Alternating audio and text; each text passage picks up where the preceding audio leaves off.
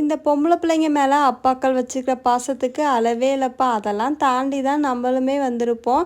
நான் ஏதாவது ஒரு பொருள் கேட்டால் அதை வாங்கி கொடுக்க 1 மாதம் ஆகும். அதுக்கு ஒரு அடிப்படி சண்டை போட்டு தான் அதுவே நம்ம கைக்கு வரும். ஸ்ரீகுட்டிக்கு பிறந்ததுலேருந்தே நாங்கள் பவுன் வளையல் தான் போட்டு வச்சுருந்தோம். அது ஒரு சில நேரத்தில் பத்தாமையே போயிடுது, அடிக்கடி மாற்ற வேண்டியதாக இருக்குது அப்படின்னு சொல்லிட்டு நான் அதை வந்து கழட்டி வச்சுட்டு வெள்ளி வளையல் தான் போட்டு வச்சுருந்தேன். நீ என்னம்மா ஒரே கெட்டப்லேயே இருக்க 3 வீடியோலேன்னு நினைக்காதீங்க. 3மே ஒரே நாளில் எடுத்த வீடியோ தான் ஒவ்வொன்றா அப்டேட் பண்ணியிருக்கேன். வெள்ளி வளையல் பிடிக்கலன்ட்டு உடனே பவுன் வளையல் தான் செய்ய கொடுத்துருந்தாங்க. ஸ்ரீகுட்டியோட பழைய வளையலை போட்டு எக்ஸ்ட்ரா கொஞ்சம் 2 கிராம் போட்டு தான் இந்த வளையல் செஞ்சுருந்தோம். வளையல் ரொம்பவே சூப்பராக இருந்துச்சு. நாங்கள் சொன்ன டிசைன்லேயே செஞ்சு கொடுத்துருந்தாங்க.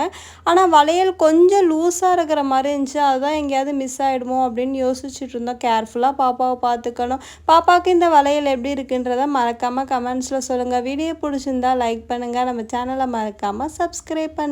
பாய்.